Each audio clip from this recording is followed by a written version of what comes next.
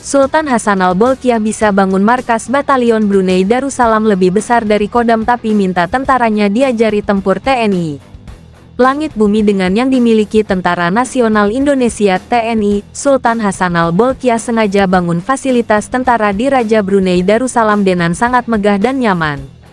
Sultan Hassanal Bolkiah nampaknya cukup totalitas membangun fasilitas tentara di Raja Brunei Darussalam yang bahkan markas batalion saja lebih besar dari Kodam TNI AD.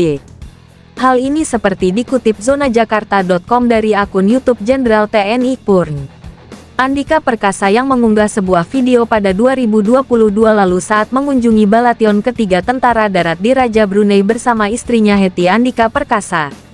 Batalion ketiga Tentara Darat di Raja Brunei diketahui telah berdiri sejak pertengahan tahun 1994. Markas Batalion ketiga TDDB ini berada di Lumut Camp, Kuala Belait, Brunei Darussalam. Anda tahu Kodam kami, Pak? Kodam di Indonesia. Kamu tahu kan? Ini Batalion Tentara Darat Brunei Darussalam, lebih besar dari Kodam. Padahal ini adalah sebuah batalion. Jelas Andika Perkasa yang saat itu masih menjabat sebagai Panglima TNI. Andika Perkasa saat itu juga melihat deretan alutsista tentara darat di Raja Brunei.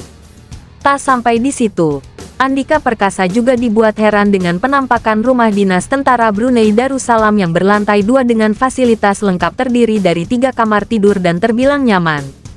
Penampakan rumah dinas tentara darat di Raja Brunei ini sangat kontras dengan rumah dinas TNI di Indonesia. Meski membangun fasilitas tentara yang megah dan memadai, namun Sultan Hassanal Bolkiah tahu jika kualitas pasukannya harus ditingkatkan. Maka sejak 2012 silam, Sultan Hassanal Bolkiah sudah memerintahkan agar AD Brunei menjalin kerjasama dengan TNI AD. Kerjasama yang dimaksud Sultan Hassanal Bolkiah sendiri ialah pelatihan bagi personel AD Brunei dengan bimbingan TNI AD. Bahkan hasil gemblengan TNI AD, tentara Brunei jadi lebih cakap bertempur. Terima kasih kepada TNI AD sejak tahun 2012.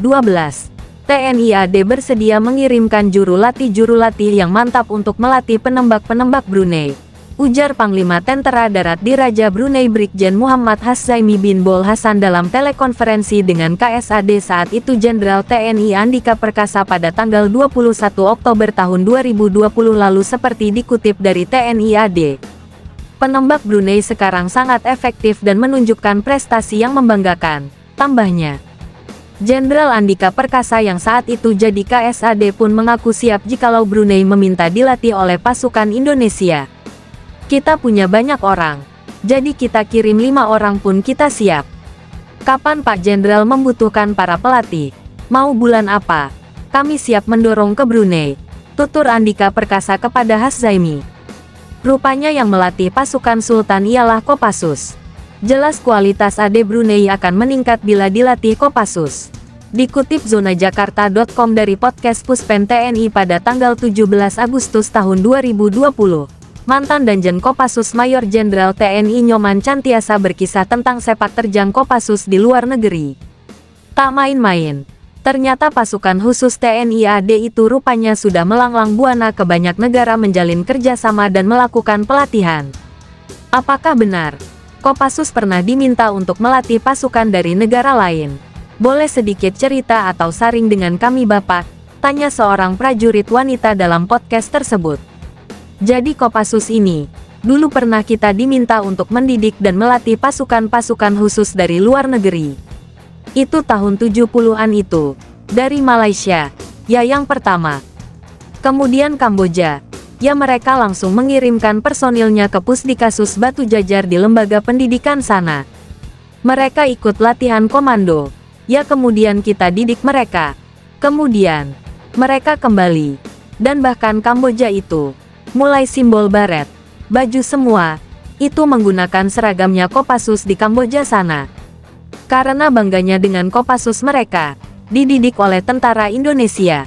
Kemudian, Brunei juga pernah minta dilatih mereka untuk latihan menembak. Ya kita kirimkan personil kita untuk melatih mereka pasukan di sana. Jadi hubungan kerjasama dengan negara luar itu terbuka. Dalam rangka untuk menjaga komunikasi silaturahmi pasukan khusus di luar negeri. Gitu. Jelas Dungeon Kopassus kala itu seperti dikutip zonajakarta.com.